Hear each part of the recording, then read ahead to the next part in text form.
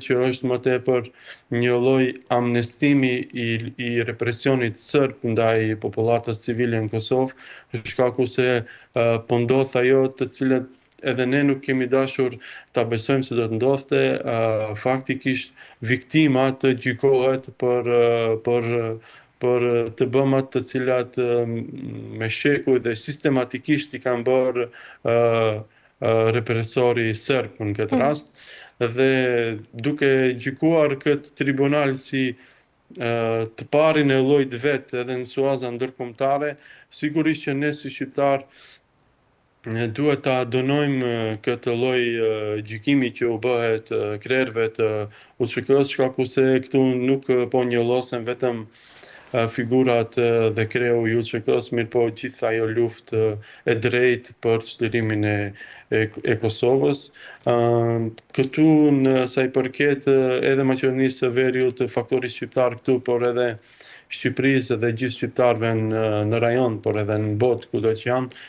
jemi të një mendimi, jemi në suport dhe në përkrahje të ish-krerëve të UÇK-s që mendojmë se po bëhet një gjyq i padrejtë ndaj tyre, mirë po problematika dhe si erdhi deri këtu kërkon një analizë tjetër sa i përket faktit që do të ishte më e mirë që Kuvendi i Kosovës ndoshta mos ta votonte fare konstituimin e një lloj të këtillë të tribunalit i cili ka element të legjislacionit të shtetit Kosovës, mirë po gjeografikisht po mbahet në Hagë dhe po gjykohen atje, një tribunal atipik i pari i llojit vet sa i përket edhe të drejtës ndërkombëtare që po bëhet, kështu që pritshmëritë tona nuk është se janë të mira sa i përket epilogut të këtij gjykimi, mirë po pasoja që do të sjellë në rajon, por edhe sidomos në Kosovë, do të jenë të mëdha dhe prandaj bëjmë apel si shqiptar që të jenë të kujdesshëm në mënyrën se si vepron ky tribunal sa i përket asaj që po gjykon një luftë të drejtë të shqiptarëve për liri dhe ish-krerët e UÇK-s duhet të lirohen dhe të jenë pranë familjeve tyre. E qartë. Mirë, zoti Rezi, për ta mbyllur, ndërkaq bëjmë dy krahasime, pra dy realitete, por sigurisht pa humbur dhe kontekstin historik dhe atë moral. Regjimi i Milošević operonte me aparat shtetëror, ushtri, polici, zinxhir komandimi institucional dhe strategji të dokumentuara represive. Ndërsa UÇK-ja pra lindi si një realitet tjetër pa shtet, këtu pa institucione, por edhe si një reagim ndaj dhunës sistematike të ushtruar. Pra, si krahasoni këto dy realitetet të ndryshme? Ajo që thatë edhe ju është e pakrahasueshme, mënyra e veprimit të njërës instancë dhe të tjetrit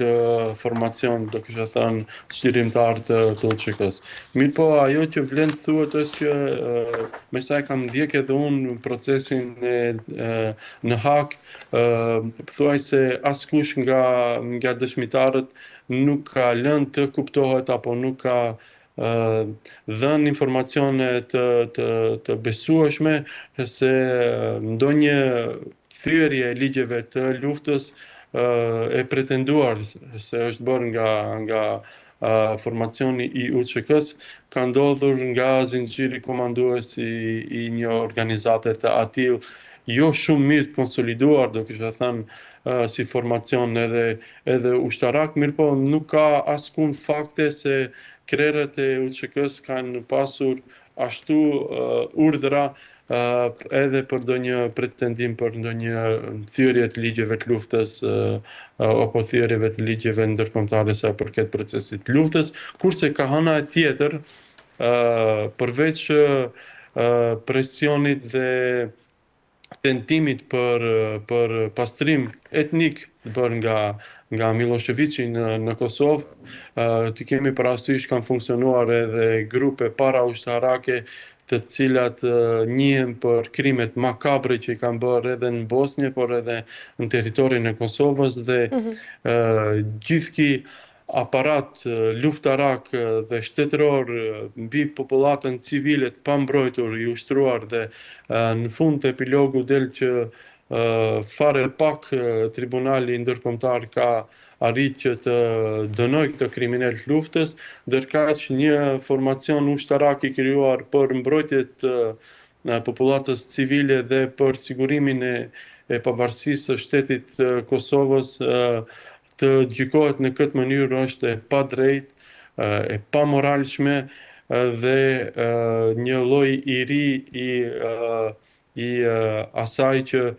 ndoshta për herë të parë viktimat po dënohen më tepër se agresorët, duke pas parasysh që nuk ka asnjë lloj fakti dhe prova për akuzat të cilat ju ngriten i shkrerëve të UÇK-s. Në gjykimin tim dhe në gjykimin e shumë shqiptarëve, ky tribunal ka dështuar që të siguroj paanshmërinë sa i përket kësaj çështje, duke pas parasysh që po gjykohen krerët e një organizate luftarake e cila ka qenë në mbrojtje të popullsisë civile dhe ka ndaluar ndoshta që për masat e krimeve serbe në popullatën civile të jenë edhe më të mëdha, edhe pse janë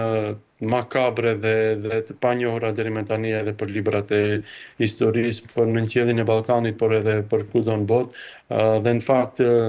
këto pamje dhe ky lloj dhune të ushtruar nga ushtria serbe ndaj popullatës civile ishin edhe shkaku që u vendos që Shtetet e Bashkuara me ndihmën e aleatëve të tyre të NATO-s edhe të intervenojnë për ta ndalë gjakderdhjen dhe krimet e mëtutjeshme, duke mos i respektuar edhe atë parimin e konsensusit të brendshëm në NATO sa i përket intervenimit dhe ka qenë për librat e historisë do të shkruaj që ndoshta vendimi më i mirë në kohën më dur për të ndaluar trysnin, për ndaluar pastrimin etnik dhe krimet makabre që u bëjshin shqiptarëve të Kosovës, duke dëshiruar edhe një herë të them që epilogu i këtij gjykimi mos jetë ashtu siç po flitet në kuluarit të ndryshme dhe siç po bën kërkesën e saj prokuroria, duhet gjithë bashkë gjykojmë se ky gjyq është i padrejtë dhe më tepër shërben një konteksti të shfaqsimit të Serbisë dhe të etiketimit të luftës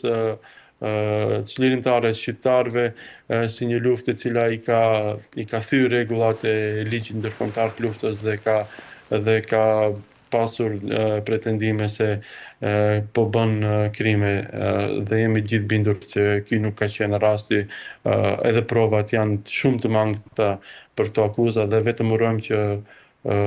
të lirohen dhe të mbarojë ky tribunal.